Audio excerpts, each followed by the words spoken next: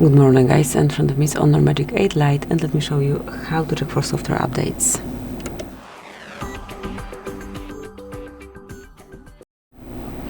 So at first open the settings, then find and select System and Updates and mark Software Update. Now wait and click on Check for Updates. And that's it. As you can see, from now on you've got the information, so the system is up to date. If yours is not, you will be able to update it straight from this panel. So here, instead of check for updates, okay, so I closed it. Let me open it one more time. Instead of check for updates, you will notice update system. And that's it. That will be all. Thank you for watching. Please subscribe our channel and leave the thumbs up.